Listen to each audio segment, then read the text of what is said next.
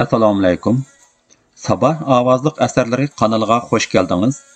Kanalimizda Qaynam örkishi, Chala tekkan o'q, Manas daryosidan qaytish, Anjamboy, Sarsanro, Qanliq iz, Qanliq edir qatorliq tarixiy romanlar, turma xotirlari, mahbus ruhlar va Sabit Damollamning qisqacha tarjimali Xo'janiyaz hojining ish faoliyatlari qatorliq asarlar bor. Əsərlərimizni yaqtırıb anglışınızlarını qarşı alımız. Dostlarınızға və başqa toplarga tavsiyə qilib qoyun. Rəhmət. Əmdi anlaydıqanlar. Qashqar Uyğur nəşriyyatı 2003-cü 11-ci ayda birinci qitim nəşr qılğan tarixi roman Qanliq edir. Avtori Muhammad Osman. 23-cü bab. Almaşqan baş. Hasan Türk'nің ölümü bütün qo'zg'alonchi qo'shinni cho'nqur qayg'uga cho'mdirdi. Kallasi kesilib sepil ustidagi xodiga eslaganligi butkul shahar xalqining yurakini titratibatdi. U kuni Savur Zumrat xonimning ish kuchlariga qarash qilib ketgan bo'lib, Abdurahmon sepil ustida edi. Savur hovlida o'tin keslayotganda Abdurahmon chiroyi tatargan holda Hafiz Begning qasriga kirib keldi-da chaqirdi. Aka! Savur beshini ko'tarib, enisining o'msa chiroyidan biror hodisa yuz berganligini sezdi. Nimish? Aka! Afirdunning odamlari Hasan Baturni etib o'ltirib, gavdisini parchalab, xabar ambalning ishtiga ilib ketdi.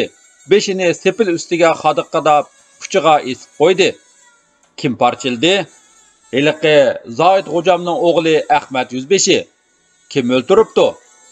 Hammini shu Ahmad Yuzbeshi qipti. Ular so'zlashib turganda Rayhon uydan chiqdi. Abdurahmon, keldingizmi? Nimishqa uyga kirmaysiz? Jiddiy xabar. Enisining o'rinda Savur inkos qaytirdi. Rayhon Savurning aftidan to'xtiga biror ish yuz bergan o'xshaydi deb o'ylab, vujudini jiddiylik qoplagan holda Savurning oldiga keldi. Qizning chiroyi birdilla o'zgarib, boshqachalar tus olgan edi. Qani, tiz eting. Hasan Baturni etib o'ltirib, beshini kesib, sepil ustiga esib qo'yibdi. Jasadini parchalab, Yangi shahardagi xabar ambalning ishlariga tashlab beribdi. Rayhon bu shum xabarni anglab, beshiga osmondan tosh yomg'iri tushgandek andikib, ko'zlaridan o't chaqnab ketdi. Intiqom olish kerak, dedi Rayhon. Jazman intiqom olib, Hasan Baturning jinini kim olgan bo'lsa, bizmo shuning jinni olayli. Ular qanday qilgan bo'lsa, bizmo shunda qilayli. Amal yo'q. Savur beshini tuvan soldi. Amal tepiladi. Kim o'ltiribdi? Hammini Zoid Xo'jamning o'g'li Ahmad Yuzbeshi qipti. Shu chaqda uydan Zumrat xonim chiqib, ularning parangiga aralashdi. Nima vajidan u jallodning ismini tilga ilib qoldinglar? Uning jallodligini qandoq bilasiz, ana? Rayhon onasining shuncha past ovozdagi parangni anglab qolganligidan hayron bo'lib so'radi. Men nimishqa bilmayman. Zumrat xonim g'azablik talaffuzda aytdi. U mening tog'amni chanab o'ldirgan. Qachon? Sen kichik chog'da. Nim sababdan o'ldirgan? Bir kuni kech Ahmad otasi Zoid Xo'jam bilan o'rnidan chiqib, uy tarafga ketayotgan ekan.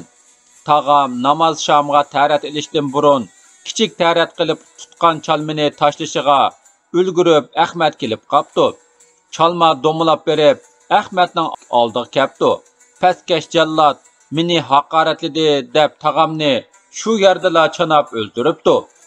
Shariatga bormadinglarmi? Shariatda Xo'ja avlodiga o'lim kelmaydi ekan. Nima uchun? Payg'ambar avlodi bo'lganlik uchun. Adolatsizlik bo'pti. Rayhon g'azablanib ko'zlaridan yosh chiqib ketdi. Shunda qizim, uni o'ltirgilimi odam chiqib qolar. Bu intiqomni bugunla ilishimiz lozim. Qotilning beshini Hasan Baturning beshi bilan almashtiramiz.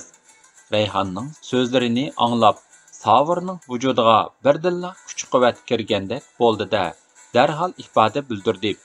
Jazman almashtiramiz. Bugun kechidan qolmaydi. Qavat o'shar bo'lib, chandırıp qo'yg'ichi bo'lmanglar. Uning uyi bu yerga yaqin. bizning darvozaning oldi bilan mangadi. Zumrad xonim sal turib so'zini davomlashtirdi. Uning o'limidan keyin shaharda qirg'inchilik yuz berishi mumkin. Yaxshisi sizlar to'xtin tepib, uningga yordamlashsanglar bo'ladi. Bu gaplar Rayhon uzoqdan buyon deyolmay kelayotgan orzular edi. Garchi Zumrad xonim buni Savur, Abdurahmonlarga qaratib aytgan bo'lsa-mu, Rayhon o'zini shular qatorida hisobladi. Qanday qilamiz? Rayhon Savurdan so'radi. Men hozirlab berib, odamlarimizga xabar qilay. Ular tayyorlansin. Biz bir nechimiz mushu atrofda yo'l to'sib, Ahmad 105ni tutaylik.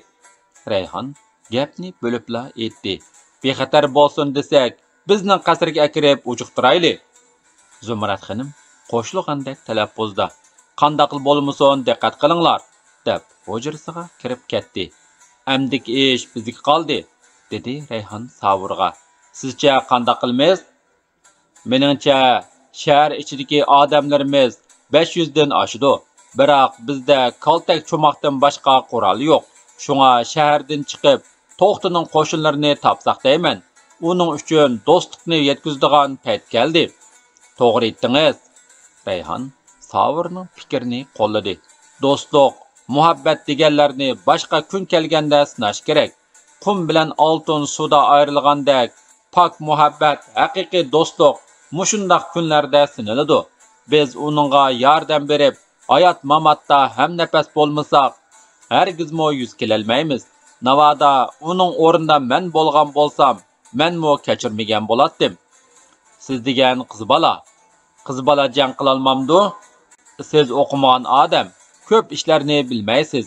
Tarixda o'tgan qahramonlar ichida qizlarmo oz emas. Uchturpan jigda yig'liqida 7 qiz tarixda o'chmas iz qoldirdi-ku. Sizning necha yuzlab yigitlaringiz bo'lsa, meningmo necha o'nlab qiz do'stlarim bor. Ularmo tayyor turibdi. Men to'xtin tepib, uningga hamdam bo'laman. Uningga tegadigan o'qni pak gavdam bilan to'saman. To'xti o'lmaydi. U o'lsa bo'lmaydi. Savur ittiklab da'vatdi. Shundoq, dedi Rayhon quvvatlab. U mangu o'lmaydi. Endi bugungi gap kelayli. Ahmad 105ni tanimsiz? Taniyman. Biz ishni mushu joyda bitkizaylik. Zumrad xonimmo bilib qolmasin. Abdurahmon, sen berib odamlarimizga yetkizgin. Doğru qaza ko'tsi tarafdagi cho'ng ko'lga suv kirdan sungich atrofiga yo'shirinsin. Yigitlardan Batur bilan G'olib darhol bu yerga kelsin. Deganlarimni o'rindagandan keyin sepil ustidagi xalqlarga aralashib, bosh esilgan joydagi odamlarni kuzatgin. Abdurahmon vazifani atqurish uchun chiqib ketdi. Uzoq o'tmayla eliqi 2 yigit kirib keldida o'rinlashtirish bo'yicha qasrga yo'shirinib daldalandi. Oradan 2 soat o'tib, shom bilan xutdan orliqida Ahmad 105 g'ingshib g'azal o'qig'inicha o'rda tarafdan chiqib keldi. Qasr darvozasiga ro'bro bo'lishiga kutib turgan Rayhon kichik eshikdan chiqib, "Xilidan silini saqlab taqtim taq bo'ldi. Anam o'zlari bilan ko'rishiman degan edi", dedi va darvozani ichib Ahmadni taklif qilib, o'zi orqaga chekindi. Ahmadning ko'ngliga "Hafiz bag yo'q, qo'rsoq to'q, ko'ngil sho'x" deb zerikkan bo'lsa kerak. Hafiz bag bo'lgandimi, qirib qoldi emasmi degan xiyollar kechdi. U Zumrad xonimning kichik chog'larini obdan biladi. To'limu go'zal qiz edi. Shunga mana bugun qo'l yetmagan shaptul nisb bo'ldigan bo'ldi deb o'ylab, "Bovay kirishni tartar o'q atolmas. Agar u atsa o'qni chin qadolmas.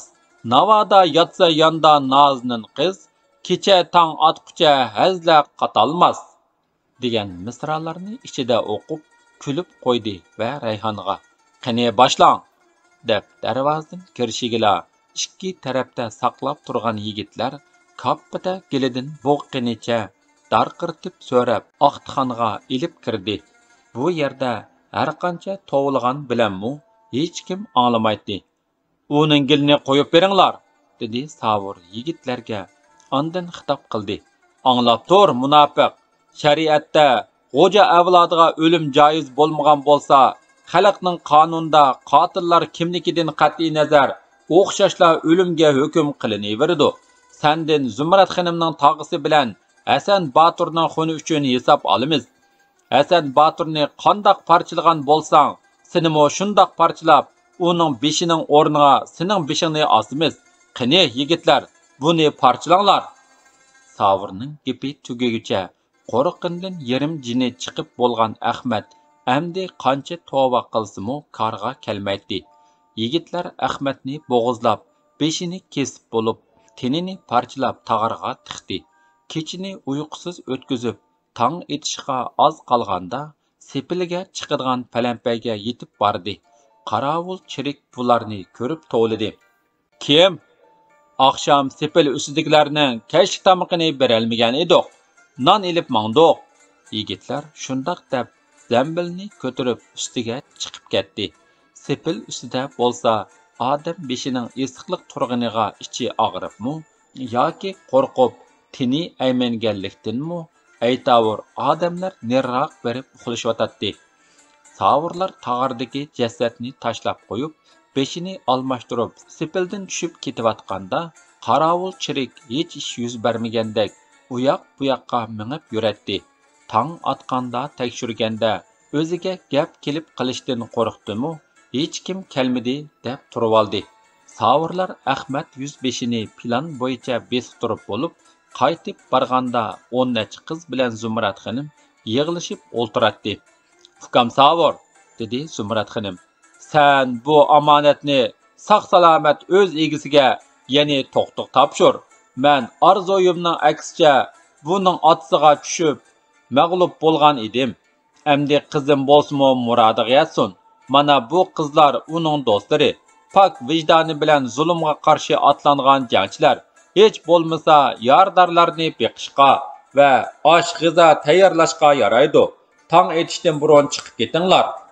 Zumrad xonim gapini tugutib, tayyorlab qo'ygan kiyim-kechak, yemakliklarni berdi. Ona bola yig'lashqinicha xo'shlashdi. Ular qorong'uda darvozadan chiqib ketdi. Dedak qiz so'rab ketgachga Zumrad xonim kechini yolg'iz o'tkazdi. Savur sungichga borganda birmu odam ko'rinmaydi. Bir isqirtish bilan yigitlar yo'shiringan joylaridan chiqib keldi. Ular bir-birlab sungichdan chiqib sepil atrofidagi tuzlangdan o'milab o'tib qo'zg'olonchi qo'shinlari ko'lagan xandaklarga yo'shirindi. To'xti qo'shinni boshlab ikki yo'l beshiga ketib qolgan edi. Izdab hech yerdan topolmadi. Sepilni qorshab turishga qoldirgan poskam qismlarimi kunduzlari yo'shirinib, kechalari o'q chiqarib dushmanni parakanda qilib yuratdi. Sepil atrofidagi jang maydonlarida yig'ish turolmagan jasadlar hammala yerda turadi. Savur to'xtini topolmagan siri tit bo'ldi. Hech bo'lmaganda uning odamlari bilan uchrashalisimu bir nöra edi. Hozir Savurning yigitlari orasida 100 dan ortiq o'qiyachi merganlar bor edi. Ular xandaklar bilan yiqinlab berib, sepil ustidagi qarovullarni parakanda qilishga boshladi. Xabar ambal qo'zg'olonchilarni qochdi deb xato o'ylaganligini his qilib, sepil darvozasini davomli ching taqadi. Sepil ustidagi qarovul chiriklarining g'oyib o'qda o'lib turganlik xabari ting-tingchilar orqali to'xtaga yetganda kimning qilayotganligini bilolmadi. Hatto poskam qo'shinlarimi o'ylab yetolmagan edi. Savur oxir shaharni qorshab turishga qoldirilgan poskam qo'shinlari bilan tanishib birlashdi. Buni to'xti kichik axunlar texicha bilmaydi. Ular toki dushmanning yordamchi qo'shinlari kelganda to'xtidan buyruq tushib, Maral beshining ochal atrofiga yetib berib, zo'r qo'shin bilan birlashsin deganga qadar dushmanni ustunlik bilan adablab bosh ko'targizmadi. 23-bob tugadi.